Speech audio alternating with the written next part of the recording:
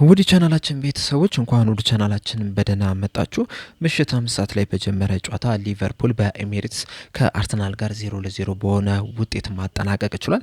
የዚህን ማች ሪያክሽን ይዤላችሁ መጥቻለሁ። እስከ መጨረሻው ደቂቃ ድረስ አብራችሁን ቆይታችሁ እንድትከታተሉት በአክብሮት ጋብዛለሁ። እናንተስ በዚህ ጨዋታ ላይ ምን ተመለከታችሁ? ሀሳባችሁ እንዳለ ኮሜንት ሴክሽን ላይ በመጻፍ እንድታሳውቁኝ፣ እንደዚሁም ሰብስክራይብ፣ ላይክ፣ ሼር እያደረጋችሁም የቻናሉ ቤተሰብ እንድትሆኑ በአክብሮት እጠይቃለሁ። አሁን በቀጥታ ወደ ጨዋታው የምንገባ ይሆናል። አብራችሁን ቆዩ።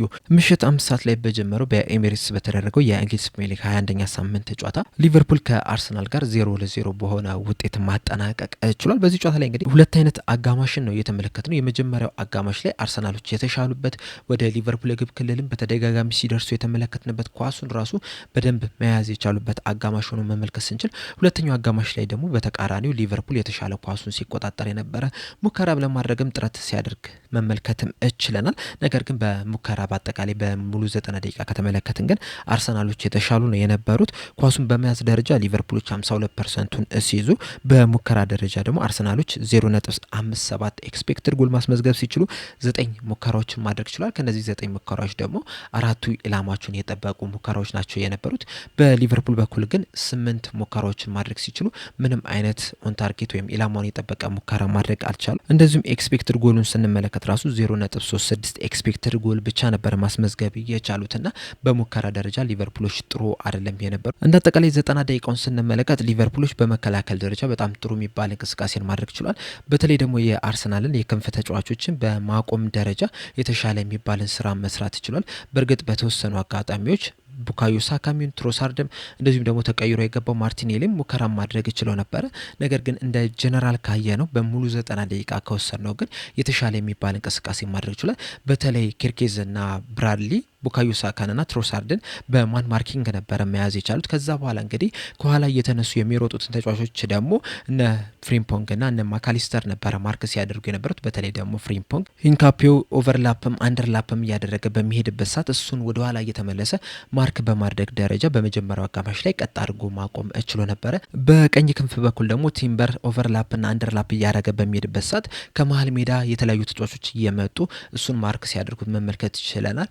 ማካሊስተር፣ ሳቡዝ ላይ ግራቨንበርክም ወደ ክንፍ እየወጡ ብራድሊን ሲያገዙት መመልከት ችለናልና በክንፍ በኩል አርሰናሎች በተደጋጋሚ ለማጥቃት ቢሞክሩም የሊቨርፑል ግን በመከላከል ደረጃ ጥሩ የሚባል ነበርና ብዙ ዳሜጅ በዚህ ጨዋታ ላይ እንዳይፈጥሩ ማድረግ ይችላል። በእርግጥ በሙከራ ደረጃ ሙከራ አድርጓል።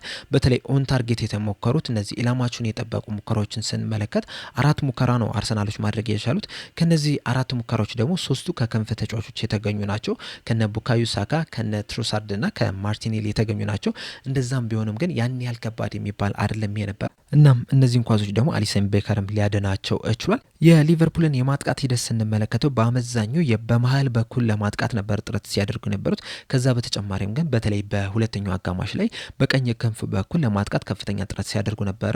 ጀረሚ ፍሪምፖንግም ከተከላካዮች ጋር 1-1 በተደጋጋሚ ሲገናኝ ነበረ። ከሂንካፒያ ጋር በተለይ ደግሞ ከሉዊስ ስኬሊ ጋር የ1-1 ግንኙነቶችን ሲያደርግ ነበር። እነዛን ግንኙነቶችንም ሲያሸንፍ መመልከት ይችላል ነበር። በተለይ ደግሞ ሉዊስ ስኬሊ ጋር በሚገናኝበት ሰዓት ምናልባትም በተደጋጋሚ ያንን አጋጣሚ ቢያገኝ ኖሮ ከዚህ የተሻለ ነገር ማድረግ ይችል ነበር። እንደውም በአንድ አጋጣሚ ሉዊስ ስኬሊን አልፎ ከዛ በኋላ ዴክላን ራይስንም አልፎ የመጨረሻው ፓሱ ላይ ትክክለኛ ፓስ አለማድረጉ ነው እንጂ ምናልባትም በትክክል ለፍሎሪን ቪርትስ ፓስ አድርጎት ቢሆን ኖሮ አቀብሎት ቢሆን ኖሮ ወደ ግብነት ተቀይራ ሊቨርፑልም አሸንፎ ሊወጡ የሚችሉበትም እድልም ማግኘት ይችሉ ነበረ። ነገር ግን ያንን ፓስ ፋይናል ፓሱ ትክክል ስላልነበረ ያንን አጋጣሚ ማግኘት አልተቻለም። እንደ አጠቃላይ ግን ስንመለከተው በክንፍ በኩል ጥሩ የሚባል እንቅስቃሴ ማድረግ ላይ በመጀመሪያው አጋማሽ ላይ በጥሩ ሁኔታ ተከላክሎ ሁለተኛው አጋማሽ ላይ ደግሞ በጥሩ ሁኔታ ለማጥቃትም ጥረትም ሲያደርግ ተመልክተናል።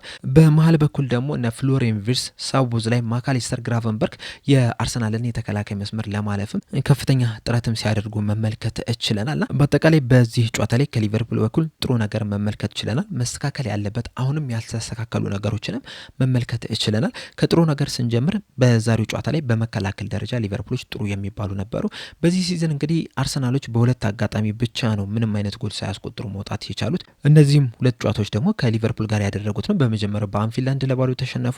በዛሬው ዕለት ደግሞ በኤሚሬትስ 0-0 በሆነ አቻ ውጤት ማጠናቀቅ ችሏል። እንደዚሁም በዚህ ሲዝን በፕሪሚየር ሊጉ የመጀመሪያ ነጥብ የሚጣሉት በዚህ ጨዋታ ላይ ነው።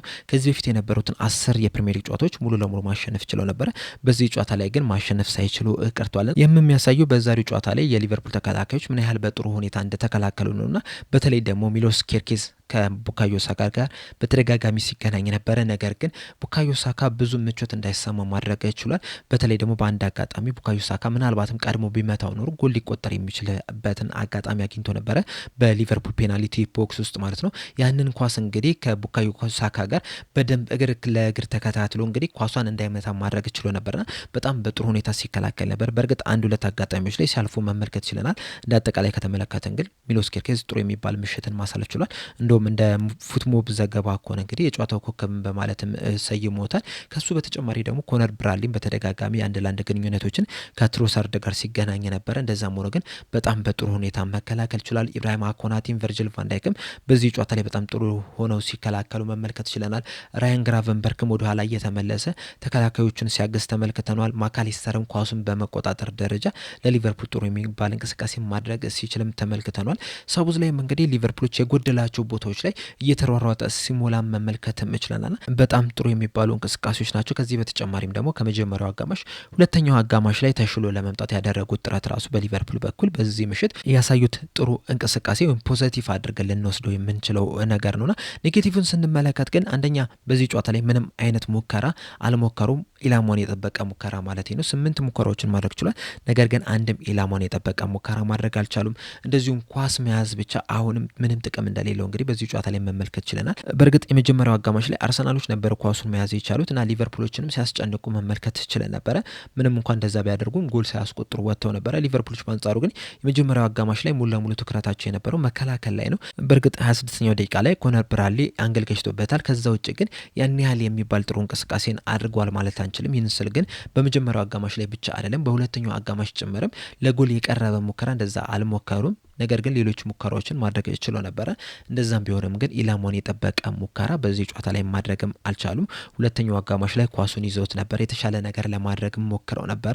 በእርግጥ ካለፉት ጊዜያቶች አንጻር ስንመለከተው የተሻለ የሚባል እንቅስቃሴን አድርጓል ብዬ አስባለሁ። በተለይ ደግሞ ከአርሰናል ጋር ጨዋታ እንደማድረጋቸው መጠን የተሻለ የሚባል ነገርን ተመልክተናል።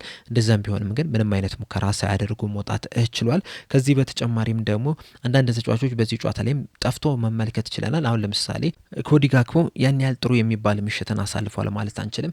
እንደዚሁም ሳቡዝ ላይም የትኛው ነው የሱ ቦታ የሚለውን ራሱ ለማወቅ ይከብዳል። በተለይ የመጀመሪያው አጋማሽ ላይ ሁሉም ቦታዎች ላይ ነበር ሲጫወት የነበረው። ቅድም እንዳልኳቸው እንግዲህ የጎደለው ቦታ ጋር ሲሞላን የነበረው እንደዚሁም ደግሞ ብቻውንም ፕረስ ሲያደርግ የነበረ ተጫዋች ነውና ያ ደግሞ ቡኩን እንዲሆን እያደረገው ነው የሚገኘው።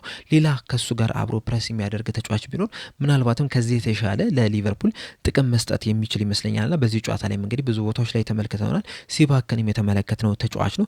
ከሱ በተጨማሪም ደግሞ ፍሎሪያን ቪርትስም ለሳቡዝ ላይ መባከን ትልቁ ተጠያቂ ተጫዋች ነው። ምክንያቱም ይህ ተጫዋች እንግዲህ ከኳስ ጋር ምን ያህል ምርጥ ተጫዋች እንደሆነ ሁላችንም እናውቃለን። በዚህ ጨዋታ ላይ እንግዲህ በተወሰኑ አጋጣሚዎች ያንን ነገር መመልከት ይችለናል። ነገር ግን ከኳስ ውጭስ ምንድን ነው የሚሰጠው ጥቅም የሚለውን ነገር ስንመለከት ግን ምንም የሚለውን ነገር ነው መልስ የምናገኝለት። ምክንያቱም በዚህ ጨዋታ ላይ እንደተመለከት ነው ትራክ ባክ ባለማድረጉ ወይም ደግሞ የያዘውን ተጫዋች መልሶ ከሱ ጋር ተከታትሎ ኳስን ለማስጣል ጥረት ባለማድረጉ አርሰናሎች እድል ሊያገኙ ተቃርበው ነበረ። ሂንካፒያን እንግዲህ ማርክ አድርጎት ነበረ። ነገር ግን ያንን ማርክ ያደረገውን እስከ መጨረሻው ድረስ ኳሶችን ለማስጣል እንቅስቃሴ አላደረግምና በዛ አጋጣሚ ደግሞ ሂንካፒያ ጥሩ የሚባል እድልን ማግኘት ችሎ ነበረ። በስተመጨረሻ በእርግጥ ያንን እድል አልተጠቀመበትምና ፍሎሪያን ቪርትስ ትራክ ባክ በማድረግ ደረጃ፣ በመከላከል ደረጃ፣ ፕረስ በማድረግ ደረጃ ከዚህ የተሻለ የሚባል እንቅስቃሴን ማድረግ መቻል አለበት። ምክንያቱም በእንደዚህ አይነት ትልልቅ ጨዋታዎች ላይ እንግዲህ የአንድ ተጫዋች መዘናጋት ነው ዋጋ የሚያስከፍልና ይህም መዘናጋት እንግዲህ ዋጋ ላይ ያስከፍላቸው ተቃርቦ ነበርና በዛ ነገር ራሱ በዛሬው ጨዋታ ላይ መወቀስ ያለበት ይመስለኛል። ከዛ በተጨማሪም የኮነር ብራድሊ ተጎድቶ መውጣት ራሱ ትልቅ ጉዳት ይመስለኛል። ምክንያቱም በዛሬው ጨዋታ ላይ ጥሩ የሚባል እንቅስቃሴ ማድረግ ችሎ ነበር። እስከ መጨረሻው ድረስ አርሰናሎች የተሻለ የሚባል እንቅስቃሴ እንዳያደርጉ ማድረግ ችሎ ነበረ። ነገር ግን ባለቀ ሰዓት 93ኛው ደቂቃ አካባቢ እንግዲህ ጉዳት አጋጥሞት ከሜዳ ወጥቷልና ይህ ጉዳቱ እንግዲህ የከፋ ጉዳት ሆኖ ለረጅም ጊዜ ከሜዳ እንደማያረቀው ተስፋ አድርጋለሁ። ነገር ግን ደግሞ የኮነር ብራድሊን የጉዳት ታሪክ ከተመለከት ነው በተደጋጋሚ የሚጎዳ አይነት ተጫዋች ስለሆነ ምናልባትም ይህም ጉዳቱም ረዘም ላለ ጊዜ ከሜዳ እንዳያረቀው ስጋት አለኝ። ጥሩነቱ ምንድነው የጃንዋሪ ዝውውር መስኮት ላይ ነው የምንገኘውና ምናልባትም የኮነር ብራድሊ መጎዳት ተጨማሪ ተጫዋችን እንዲያመጡ ሊያስገድዳቸው የሚችልበት እድል ሊኖር ይችላልና በጣም በጥሩ ሰዓት ነው ከተጎዱ አይቀር እንኳን በጃንዋሪ ዝውውር መስኮት ላይ መጎዳት ጥሩ ይመስለኛል።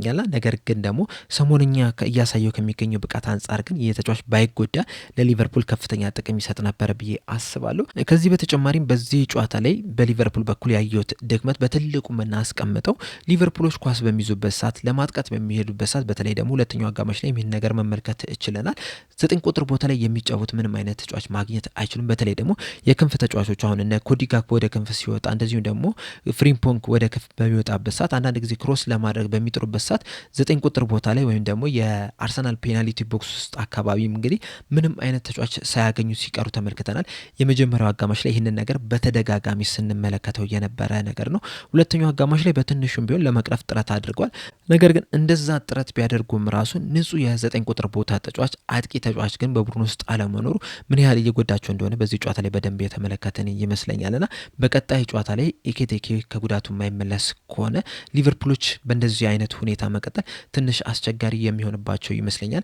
በዚህ ጨዋታ ላይ እንግዲህ አቻ ነው የወጡትና ተከታታይ 3 ጊዜ አቻ በሆነ ውጤት ነው እያጠናቀቁ የሚገኙትና ይህም እንግዲህ ከ11 ዓመት በኋላ ለመጀመሪያ ጊዜ ነው። ከዚህ በፊት እንግዲህ ከሊድስ ጋርም አቻ በሆነ ውጤት ነው ያጠናቀቁት፣ ከፉልሃም ጋርም አቻ በሆነ ውጤት ነው ያጠናቀቁትና በዛሬም ጨዋታ ላይ ሶስተኛ አቻቸውን ነው ያስመዘገቡትና ይህንን ነገር ለመቅረፍ ደግሞ አጥቂ ላይ ተጫዋች የግድ ያስፈልጋል። ምናልባት በዛሬው ጨዋታ ላይ ሂጎ ኤኪቲኬ ወይም ደግሞ አሌክሳንደር ኢሳቅ በቋሚነት ተሰልፈው ቢሆን ኖሮ ምናልባትም ሊቨርፑሎች ጎል ሊያስቆጥሩ የሚችሉባቸውን እድሎች ያገኙ ነበር ብዬ አስባለሁ። በተለይ ደግሞ የጀረሚ ፍሪምፖንግ እንቅስቃሴ ለአሌክሳንደር ኢሳቅ የሚመች አይነት እንቅስቃሴ ነው እያደረገ የሚገኙና ምናልባት ባይጎዳ ኖሮ አሌክሳንደር ኢሳቅ በደንብ የሚጠቀም ይመስለኛል። ከዚህ በኋላም አሁን የጃንዋሪ ዝውውር መስኮት ከመዘጋቱ በፊት ሊቨርፑሎች ቢያንስ በውሰት ውል 9 ቁጥር ቦታ ላይ እንደዚሁም ደግሞ ተከላካይ ስፍራ ላይ የግድ ተጫዋች ማምጣት ያለባቸው ይመስለኛል። እንደዛ ካልሆነ ግን አሁንም ረዥም የውድድር ዘመን ሊሆንባቸው ይችላል ብዬ አስባለሁ። እንዳጠቃላይ ግን ሁለተኛው አጋማሽ ላይ ሊቨርፑል የተሻለ የሚባል እንቅስቃሴን ማድረግ ችሏል። አሁንም ግን በጣም ብዙ የሚቀሩ ነገሮች አሉ። በቀጣይ ጨዋታዎችም ብዙ ማስተካከል የሚገባቸው ነገሮች አሉ። ምናልባትም ይህንን ጨዋታ እንግዲህ አቻ መውጣታቸውን ተከትሎ ያለፉትን 2 ጨዋታዎች ሊቨርፑል ነጥብ መጣላቸው የሚቆጫቸው ይመስለኛል። ምክንያቱም ባለፉት 2 ጨዋታዎች ላይ አሸንፈው ቢሆን ኖሮ ይህንን አቻ ወጥቷል ከአስቶን ቪላና ከማንቸስተር ሲቲ ጋር ያላቸውን የነጥብ ልዩነትን ማጥበብ ይችሉ ነበርና ያንን እድል አለመጠቀማቸው ለሊቨርፑል የጎዳቸው ይመስለኛል። ነገር ግን ከዚህ በኋላ ያሉትንም ጨዋታዎች እንግዲህ ለማሸነፍ የግድ መግባት አለባቸው። እንደዛ ለማድረግ ደግሞ አሁንም መስተካከል ያለባቸው ነገሮች አስተካክለው መግባት አለባቸው ብዬ አስባለሁ። እናንተስ በዚህ ጨዋታ ላይ ምንድነው የተመለከታችሁት? ለእናንተስ የጨዋታው ኮከብ ማን ነበረ? ሀሳባችሁ እንዳለ ኮሜንት ሴክሽን ላይ በመጻፍ አሳውቁኝ። ለአሁን እኔ እዚህ ላይ አበቃው። በቀጣይ በሌላ እስከምንገናኝ ድረስ ሰብስክራይብ፣ ላይክ፣ ሼር ማድረግ እንዳትረሱ። ቸር ያቆየን።